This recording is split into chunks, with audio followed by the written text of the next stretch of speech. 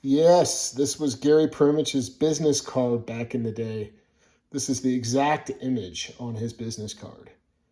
And then somebody took it and made a shirt and sent it to me, and I'm very thankful for that. I don't remember the person's name, but it's really cool that I have this shirt, and every time I put it on, I think of Gary. How cool is that? We're talking about the five really great lessons that I learned over the years of playing harmonica, and I'm gonna just fast track. I'm gonna take these ideas and fast track them so that you don't have to sit here and like, oh God, he's just going on and on. So let's just jump right into it. This idea comes from the email I'm sending out. And if you're not on my email list, go to harmonica123.com, subscribe to the email list, subscribe to YouTube here, give this video a like, and think about becoming a member, because I'm about to up all the perks. I'm about to make sure that I'm giving a whole bunch of value to my YouTube members. So check out the membership. Number one crucial lesson that I learned was recording myself. I had YouTube. I currently have 18 years to go back and review of my own playing in various contexts, practice, jamming, etc. So you can start now if you don't have that. Video and audio record yourself often. Number two, and then for each bullet point, we'll go and talk about what you can do with the awareness that you're going to gain by doing these 5 crucial tips. It's all about self-awareness. It always comes back to that. It's the common thread that I find in what helped me move through challenges in my music. So number 2, spend 5 days a week, 5 minutes at a time, in front of a mirror and play. You will develop more self-awareness. Body language, things you might be doing that you don't like, you might be noticing tension, etc. So you're looking for all these things. Study other players, both audio and video. Same thing. What do you notice? What do you hear in their playing? How do they hold the harmonica? How do they hold their body? How do they move themselves when they play, etc.? Okay. Number 4, when you're playing, try to listen to yourself as a listener, as if you're somebody, as you're listening to yourself objectively. And what do you notice when you step outside of that head talk and often negative self-talk? Number 5, be still, because awareness is often arising when we're doing nothing. So that means creating a little more space in our music. Physical stillness can help. Just to be still. But really, I'm kind of talking about carving out more space between your ideas. It will make you more aware of what you just played and what you're going to play next, etc. So what can we do with these things? How can we go deeper into these?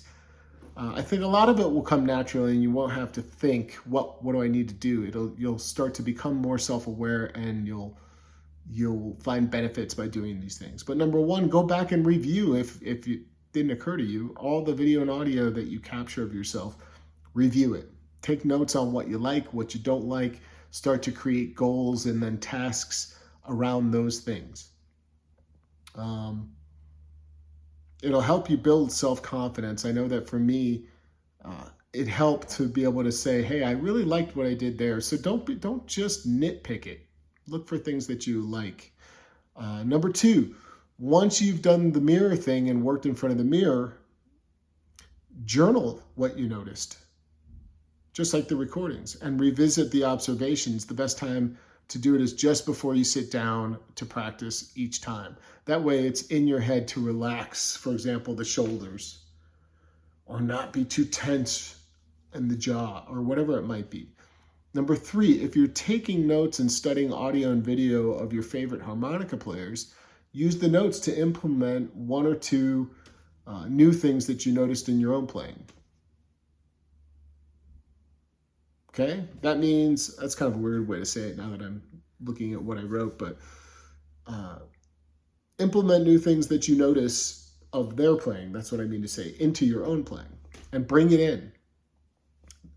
Number 4, listening to yourself as the listener is something that really does help to control the amount of self-critical talk that is going on in most people's head.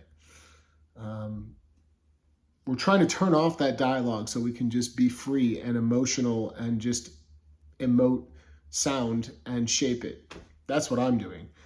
Uh, you want to give yourself permission to be a little more vulnerable in the moment when you're playing and take chances that you maybe wouldn't have because you're living in the box, so to speak. You don't want to live in the box. We don't grow when we live in the box. We grow when we take chances and we're vulnerable. And yes, that means making mistakes more often. And the final thing is the space in your improvisation does develop more awareness. But what do we do with that awareness? Micro adjust your own playing. For example, if you land on something that you didn't mean to or you don't like, take a minute and correct it in the moment while you're jamming and practicing. And you'll find that those increments of adjustments become shorter and shorter and shorter to the point where eventually they unify and there's no need to, you don't even hear the correction. It just, you learn how to just hit it properly. So the increments, you're looking to see that those increments are becoming shorter and shorter from you making an unintentional sound, or we'll call it a mistake, I guess, and trying to correct that octave to not be dirty and make it clean, let's say. And then the next time, your goal is to shorten that so that you corrected it quicker and quicker until, again, it's just seamless. That's the idea for today. I hope that some of this was helpful for you. I'm still not quite up to playing much, but I'm getting there. Today I feel way better than I felt in a while. Thanks for checking out this video. Quick announcement about Buddy Green. He's coming May 25th. Don't miss it. I'll put a link to that event. He's a special guest artist, and I'm very excited to have him. And I'll put a link to his video at Carnegie Hall, so you can check that out in case you haven't seen that. And thanks for tuning in to this video. And thank you if you have become a member on this YouTube channel. I very much appreciate you. I'll see you soon in the next video.